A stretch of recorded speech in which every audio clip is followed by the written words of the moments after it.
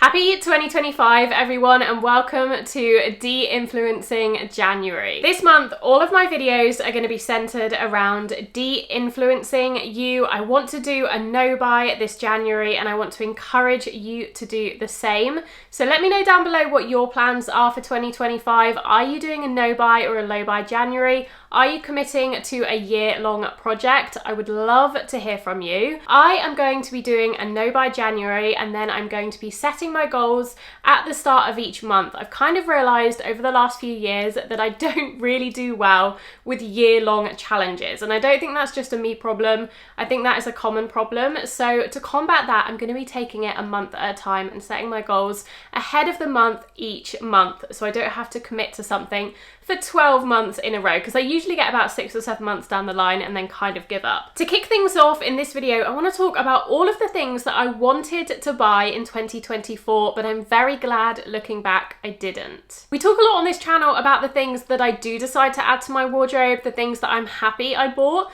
but actually I think the purchases that you don't end up buying are arguably even more important than the ones that you do, and the ones you say no to kind of determine your personal style even more than the items you say yes to, especially when you're trying to consume fashion more mindfully.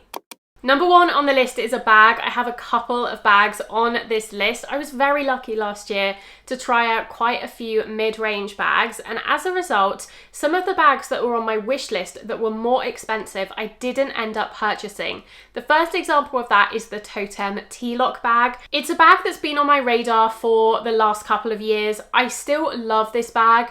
I love the look of this bag, but there's a couple of reasons that I've never actually committed to the purchase, at least not yet. The first being the price. I think this bag has gone up in price since I originally discovered it.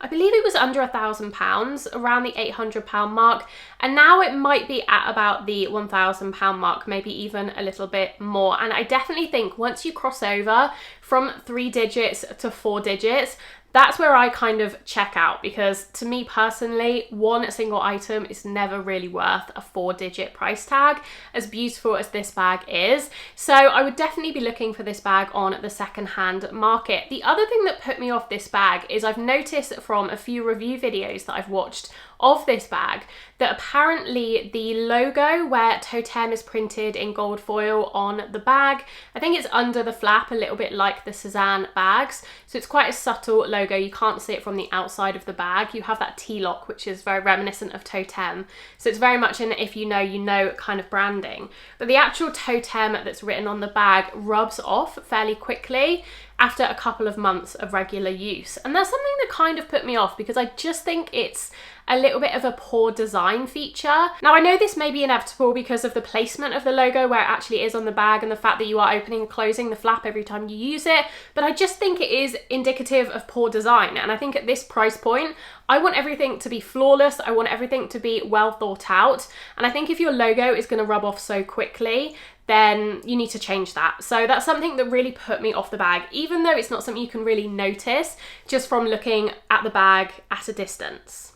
The second item on my wish list were the Duo boots, Howtham boots in the black. So I really wanted a pair of knee-high boots that are flat and black leather. I have a few different pairs of knee-high boots, all from Duo boots, but I don't have this particular pair. I have flat ones that are suede, and I have heeled ones that are leather, but I don't have flat black leather boots, which I think are the most practical and the most versatile of the bunch. So I really wanted a pair of knee-high boots that I could wear when I was walking a long time, so I didn't want them to have a heel. I wanted them to be really comfortable, and I also wanted them to be in the black leather, so they were really easily pairable with black tights if I was wearing a mini skirt, because I think a black boot looks better in that case, or with longer skirts or dresses, and in the leather as well as instead of the suede because of the weather. So they felt like a really practical purchase and a really not necessary addition to my wardrobe, but a good addition to my wardrobe. I didn't end up purchasing those in 2024, I think because maybe I have a collection of knee-high boots already, so I don't feel this immediate desire to go out and add another pair, especially because they are an investment piece. They're something that I feel like I could add to my wardrobe eventually, and I definitely feel like they would slot into my wardrobe quite well and fill that gap of having that practical leather flat boot. but they're not something that I'm in desperate need of immediately. And I think this illustrates a good point that you can actually have an item on your wish list for many years before you end up purchasing it. And it doesn't mean you don't want that item and you don't think that item would work well within your wardrobe. It just means that you're building your wardrobe up over time, and that is going to take years, right? We can't build a forever wardrobe, a complete wardrobe within 12 months. So inevitably some of these pieces will roll over to the next year and even to the next year after that. Another item I had on my 2024 wish list was the curated tailored coat in the chocolate melange colour, and to go with that, the blanket scarf, which also goes along with the coat. They're in the same colour material. I still love this coat. I believe the Curated are actually running an archive sale at the moment, so if you're interested in any of their coats, they may be reduced at the moment if you are not on a no buy. But I haven't added this yet because I have so many other coats already, and similar to the boots, I could see this coat and this scarf working really well within my wardrobe, especially in this colourway. I think that was the main thing that drew me to this coat in particular, was this chocolate melange kind of speckled colour. I really love it. But it's not something that's a need. It's not something that is going to... I have a lot of coats that can do a similar job already. So again, it's something that isn't off my wish list completely. I would say this is still on my wish list. It hasn't kind of exited the wish list like the totem bag might have, but it's not an immediate desire. And perhaps next Black Friday or the Black Friday after that, I might decide to invest. The next item, in contrast, has definitely completely just gone off my wish list. I don't have any desire to buy this anymore. This was on my 2024 wish list as well, and that's a pair of black Celine sunglasses. I really wanted a particular pair of Celine sunglasses that were black. They were like a sharp cat eye, and actually I just ended up buying a pair from And Other Stories instead, and they don't have the logo on them, they don't have the brand name on them. But you know what? Sunglasses are all made of plastic at the end of the day, and I just didn't see the point in spending £300, £400 on a pair of sunglasses that I could get for £27 in And Other Stories. This is the pair I ended up going with, so they are very similar to a lot of the Celine styles and the YSL styles as well. A very classic pair, and I would say that the Celine ones probably are slightly higher quality. I have owned designer sunglasses in the past, and I would say they're probably maybe a little bit smoother. The hinges, the plastic is a little bit more substantial, but as I said, they're both plastic, and I just don't think the elevated price tag is worth it purely to have Celine written in tiny writing on one of the arms of the sunglasses. So for me, designer sunglasses are just an absolute no in 2025. No interest in buying them, no interest in owning them. I don't think they elevate your style. Oh, this next item had me in a chokehold for the first couple of months of the year. I think it was actually late 2023 as well, and it was this Isabel Marant trench coat. I spoke about this in my dream wardrobe wishlist video. I was desperate to try this coat. It felt like my perfect trench, my dream trench. If I could design a trench coat, and I'm very into trench coats, as you know, then this would be it. And I did actually finally order this. I tried it on and I ended up sending it back. Now, this was on sale. This, I think, is actually still available on sale. Originally it retailed for about £1,500. I think I bought it for about £800 to try, and it was lovely, but it was just too oversized for me. And I could have sized down, I guess, but it was also very long, and I like my coats long. I like my coats dramatic and oversized, that's my preference, but this was verging on just a little bit too bulky and too oversized, and it just didn't quite work out. And I was a little bit disappointed initially because I'd set my hopes on this coat. I was so kind of confident that this would be the perfect item for me, and I feel like there is an alternative universe where I could have convinced myself to keep this coat.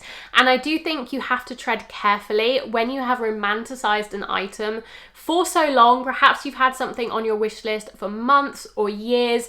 You finally treat yourself to it. Maybe you've been saving up every month for the last year. You finally buy it, and actually it doesn't live up to your expectations. And I think you need to be really strict with yourself in those circumstances and send it back, because if it's not a 1000% yes, it has to be a no.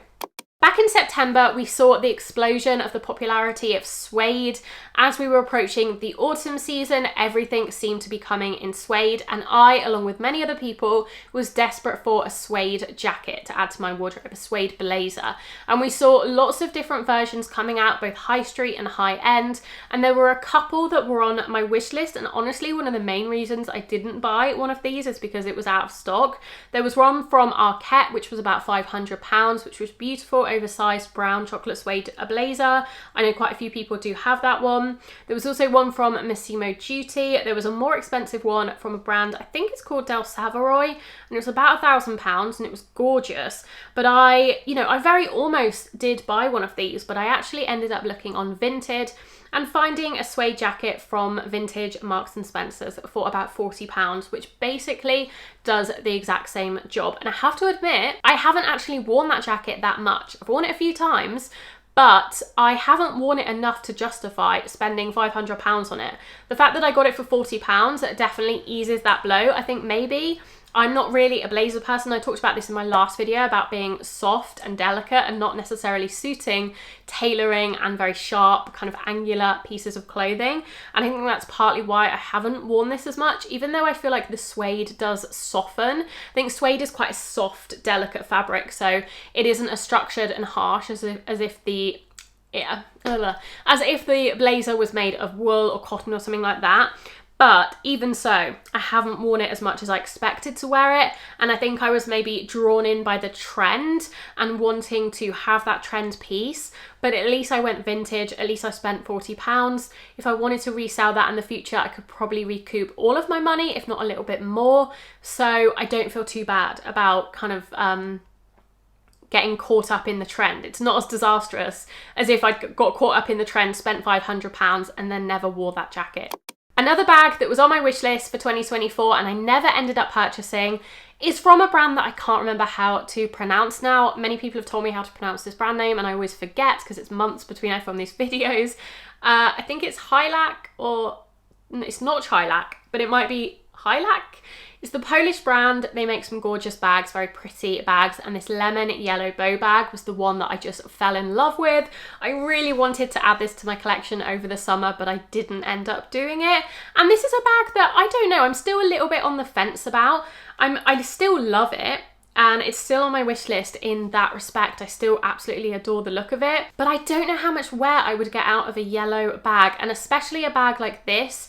The one I like is the smaller size, and the drop on the strap is really long, and that is intentional. It's part of the design of the bag. It's what makes it a little bit more unique, but I don't know how practical it would be for my day-to-day lifestyle to have a bag that can only be worn on the shoulder but has such a long drop on the strap. So that was one of the reasons I didn't end up purchasing it. It was also often out of stock. When I did want to purchase it, it wasn't available.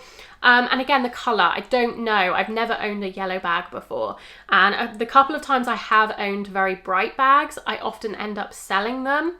So as much as I do like my colour, I do often prefer my accessories to be slightly more neutral. Even if that's like a darker blue or a burgundy, it doesn't just have to be brown or black, but something quite bright or quite pastel-y, especially pastel-y, I find that quite tricky to style. So I'm quite glad that I didn't buy this bag, but never say never. Never say never. It also comes in other colours, so maybe I will end up purchasing the black version or the brown version at some point, but for now, I'm glad I didn't cave and make this purchase. Another item is a Mosoma earrings and necklace set. This was a necklace, it was a heart necklace. I feel like this had a bit of a moment over the summer. I saw a lot of people probably were gifted this necklace by Mosoma. A lot of the creators I follow on Instagram, and I do love it. I think it's beautiful. And there were also some earrings I think I put in my fall wishlist video, which I really liked. They were ripple earrings.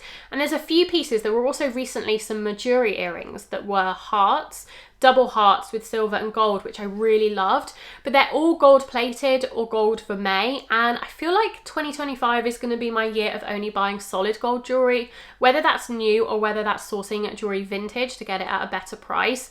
I just feel like from now on, because I have quite an extensive jewelry collection, if I'm going to be adding to it at all, I only want to add to it in solid gold, solid silver, solid white gold, because I want these pieces to last forever. And I also want to be able to wear them and not take them off. Like for instance, this bracelet that I got from Linya, this diamond tennis bracelet, I haven't taken this off my wrist since I got it in October. It has literally lived on my wrist since then. And I know I can do that. I'm confident doing that because it is solid gold and diamonds, whereas gold vermeil, obviously you have to be a little bit more careful with. So I think for me personally, because I'm in a situation where I have a lot of jewelry already and I don't need to be investing in lots of new pieces, if I do want to buy one special piece occasionally, I want want it to be in solid gold. So I'm glad I didn't go with these gold vermeil pieces. I also think they're a little bit trendy, and I feel like maybe in a year or two I might tire of them a little bit more than something very classic like a tennis bracelet. And the final item was an item, this is probably the only item I kind of do regret not buying because it's not available anymore, so I literally can't buy it unless I miraculously find it secondhand.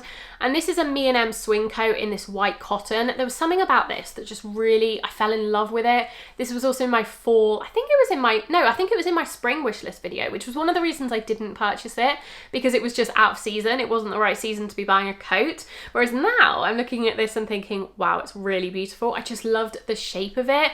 It's a little bit different to anything else I own. I love the pure white as well. I just love a pure white in the winter. I think it's so chic and so fresh, a little bit different to all the darker colours that I wear. I do have an ecru coat from Suzanne that I love, but this is a very different style, and I just fell in love with that 60s swing style. I love that it was 100% cotton. It went in the sale as well, so it was about half price, but it was still quite expensive because it originally was about £600, so I didn't end up buying it, and unfortunately now it is out of stock. So if I ever come across this secondhand, it may be an item that I do end up purchasing. But at the end of the day, as I said before, I have plenty of other coats in my wardrobe. I also recently got a DIDN coat, which is a pea coat style, which is kind of similar to a 60s swing coat, not exactly the same, but it's a shorter style coat in a navy blue. So that kind of fulfills the purpose, a similar purpose to this coat would have done anyway. So I don't feel like I need it. I definitely don't need it, but it is one of those items that kind of got away from me.